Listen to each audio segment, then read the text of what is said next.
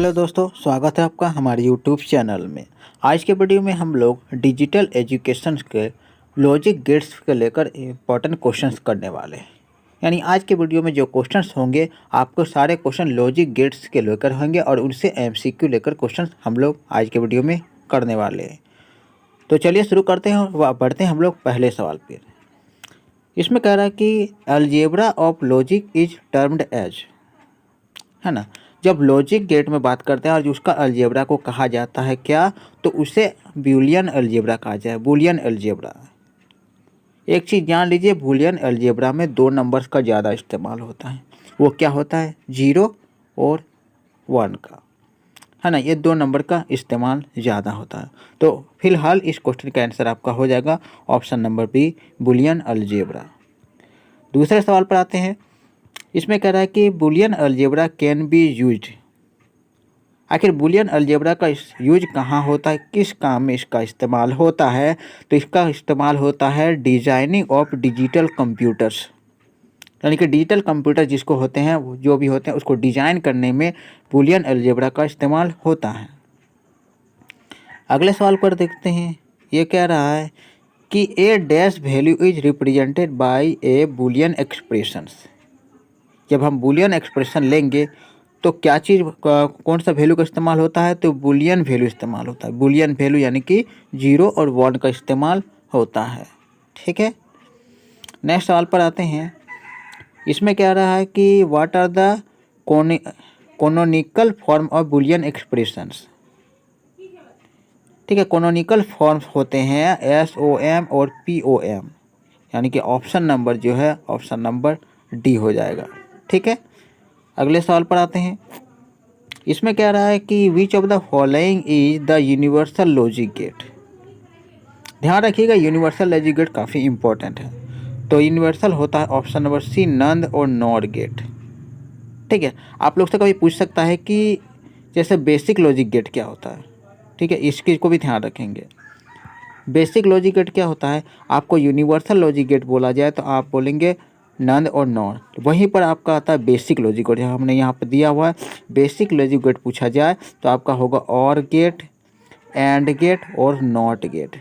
यानी कि basic logic gate 3 होते हैं, वहीं यूनिवर्सल लॉजिक गेट 2 होते हैं। ठीक है, इस चीज़ को ध्यान रखना है। नेक्स्ट सवाल पर पढ़ते हैं। इसमें है the expression for absorption law is given by. तो बूलियन एक्सप्रेशन में, बूलियन अलजेब्रा में बहुत सारे लॉ होते हैं। ठीक है, उन लॉ को जानना जरूरी होता है। तो इसमें क्या रहा है कि एब्जॉर्प्शन लॉ कौन सा होता है? तो एब्जॉर्प्शन लॉ आपका होता है A + AB = A हो जाएगा। यानी कि क्या है? ऑप्शन नंबर A हो जाएगा एब्जॉर्प्शन लॉ। नेक्स्ट पढ़ते हैं। तो हमने इसमें कुछ कॉन्सेप्ट लाए हैं। ठीक है, आप इस सारे लॉ को जरूर याद रख लीजिएगा क्योंकि इस लॉ से क्वेश्चंस बनेंगे। ठीक है, पहले क्वेश्चंस को देख लेते हैं। पहले आता है कम्यूटेटिव लॉ। कम्यूटेटिव लॉ में क्या होता है? देखिए, A × B = B × A, इस तरीके से हो सकता है। यानी कि एक दूसरे को ऑपोजिट हो सकता है। अगर A × B करेंगे, B × A हो जाएगा, तो ये भी हो जाएगा कम्यूटेटिव लॉ। वहीं पर अगर प्लस में करेंगे A + B, इसका उल्टा हो जाएगा B + A, तो ये भी हो जाएगा आपका कम्यूटेटिव लॉ। यानी कि एक दूसरे को ऑपोजिट होता है कम्यूटेटिव लॉ। ठीक है, दूसरा लॉ होता है इसमें डिस्ट्रीब्यूटिव लॉ। इसको भी आप ध्यान रखेंगे, ये होता है डिस्ट्रीब्यूटिव लॉ। ध्यान रखिएगा कि ए क्या होता है, ये एक तरीके से आप गुना का रूल जैसा समझ सकते हो। देखिए AB हो गया गुना, आप A को C से गुना कर AB और AC लिखा गया। वहीं पर A + BC का भी वही फंडा है, तो ये हो जाएगा आपका डिस्ट्रीब्यूटिव लॉ। उसके बाद आता है एसोसिएटिव लॉ। सारे लॉ आप लोग को जानना है और सारे लॉ से 1-2 क्वेश्चन आप लोग को सारे लॉ से क्वेश्चन आ सकते हैं। तो एसोसिएटिव लॉ के अंदर ये आता है आपका लॉ। ठीक है, सिर्फ ब्रैकेट अलग अलग जगह पर लगाने पर डिफरेंस पड़ता है। ठीक है, चीज़ ध्यान रखिएगा, यह भी एसोसिएटिव लॉ में आ जाता है। नेक्स्ट है इम्पोर्टेंट लॉ। ये इम्पोर्टेंट लॉ में होता क्या है कि A + A = A हो जाएगा, वही A × A भी A हो जाएगा। यानी कि ये होता है इम्पोर्टेंट लॉ। इसके बाद आपका होता है कॉम्प्लीमेंट लॉ।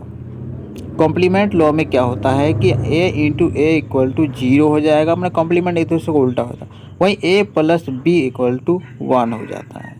तो ये होता है कॉम्प्लीमेंट लॉ। सबसे इम्पोर्टेंट लॉ होता है एक डी मॉर्गन्स थ्योरम, ये तो सबसे इम्पोर्टेंट है, ठीक है। ये क्या होता है, ए प्लस बी को आप लिख सकते हैं ए इंटू बी, वहीं इसका जो अपोजिट लिख सकते हैं ए इंटू बी इक्वल टू को भी लिख सकते हैं ए प्लस बी के रूप में। तो ये हो गया D Morgan's theorem, D Morgan's law भी कह सकते हैं आपको। नेक्स्ट है एब्जॉर्प्टिव लॉ। एब्जॉर्प्टिव लॉ में आपका इस तरह से होता है थ्योरम, आप इसको देख लीजिएगा, प्रैक्टिस कर लीजिएगा, ठीक है। तो हमने अभी तक कुछ थ्योरम्स बताए, सारे लॉ को मैंने एक जगह में आप लोग को कवर अप करा दिया, समझा दिया है, ठीक है। वापस आ जाते हैं हम लोग एमसीक्यू क्वेश्चन पर। इसमें क्या रहा है, according to Boolean law a plus 1 क्या हो जाएगा, तो a प्लस 1 आपका 1 हो जाएगा, ठीक है, यानी कि ऑप्शन नंबर ए हो जाएगा। नेक्स्ट सवाल कह रहा है कि ये इसमें क्या है कि x इंटू वाई बराबर वाई इंटू एक्स क्या होता है, ये कौन सा लॉ होता है, ठीक है। तो ये पूछ रहा है कौन सा लॉ होता है, तो ये होता है inverse property, option number B हो जाता है, ठीक है। अगले सवाल पर आते हैं। इसमें कह रहा है कि which of the following are arithmetic logic gate, arithmetic logic gate कौन सा होता है, तो इसमें से एक्स और एक्स नॉर ये दोनों होता है, यानी कि ऑप्शन नंबर बी बोथ जो है इस सवाल का आंसर बन जाएगा, ठीक है। 9 नंबर में कह रहा है कि who was the inventor of the idea of logic gate, यानी कि सबसे पहले लॉजिक गेट का जो आइडिया किसने दिया था, इसका खोज किसने किया था, तो ऑप्शन नंबर ए हो जाएगा जॉर्ज बूले, और इसी के नाम से बूलियन अलजेब्रा पढ़ा है, अपने नाम से ही बूलियन अलजेब्रा नाम पढ़ा है, ठीक है। नेक्स्ट आते हैं। इस साल में कह रहा है कि who first made use of truth table, truth table होता है आप जानते हैं, 0 और 1 को लेकर ट्रूथ टेबल बनाया जाता है इस तरीके से, ठीक है। तो ये ट्रूथ टेबल का सबसे पहले इस्तेमाल करने वाले कौन थे, तो चार्ल्स सैंडर्स पियर्स भी हो जाएगा, और फादर ऑफ प्रैग्मेटिज्म, यानी कि ऑप्शन नंबर जो डी है बोथ 1 और 2 हो जाएगा, ठीक है, ऑप्शन नंबर डी। अगले सवाल को देखते हैं। इसमें कह रहा है कि what combination is a NAND gate, ध्यान ये रखिएगा क्योंकि नंद गेट दो बेसिक लॉजिक गेट के मिलने से बना हुआ है, तो वो कौन सा होता है, नॉट और एंड गेट के मिलने से नंद गेट बनता है, नॉट गेट और एंड गेट मिलते हैं तब नंद गेट बनता है, यानी कि इसका आंसर क्या हो जाएगा, ऑप्शन नंबर ए हो जाएगा, ठीक है। 12 नंबर में कह रहा है कि XOR जोर circuit can be constructed using, अच्छा ये कैसे बनता है, ये जोर सर्किट किससे बनता है, तो ये भी 3 चीज़ से मिलकर बना होता है, तो वो 3 चीज़ क्या होता है, एंड गेट, नॉट गेट और गेट होता है, ये 3 गेट से मिलकर जोर गेट बनता है।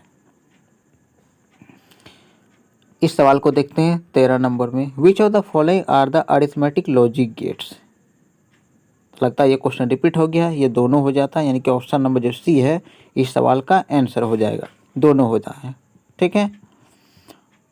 14 नंबर सवाल को देखते हैं। कह रहा है कि there are dash cells in a 4 variable K map, 4 variable K map में कितने सेल होते हैं, तो ये होते हैं 16।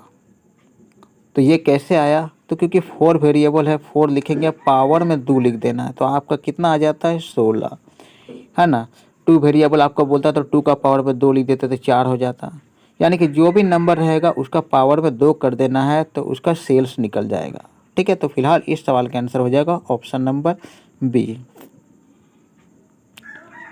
नेक्स्ट देखिए 15 नंबर में, इसमें कह रहा है कि ए कर्नॉक मैप, यानी कि K map is an abstract form of dash diagram organised as a matrix of square,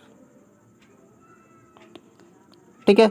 तो इसका आंसर आपका हो जाएगा, देखिए Venn diagram, cycle diagram, block diagram या ट्राइंगुलर डायग्राम, तो सही आंसर होगा option number C block diagram, ठीक है। नेक्स्ट पढ़ते हैं, इस सवाल को देखते हैं। इसमें कह रहा था don't care condition can be used for simplifying Boolean expression in, तो डोंट केयर कंडीशन यूज होता है के मैप में, ठीक है।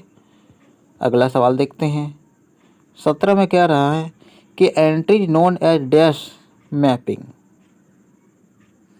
एंट्रीज को क्या कहते हैं? तो उसे डायगोनल कहते हैं। ठीक है, डायगोनल कहते हैं। तो आज के वीडियो हम लोग यहीं पर समाप्त करते हैं। उम्मीद है आप लोग को वीडियो पसंद आया होगा। अगर पसंद आया तो वीडियो को ज़रूर लाइक कर दें और अपने दोस्तों में शेयर कर दें। अगर आप लोग को कोई सुझाव है तो मुझे कमेंट करके बता सकते हैं।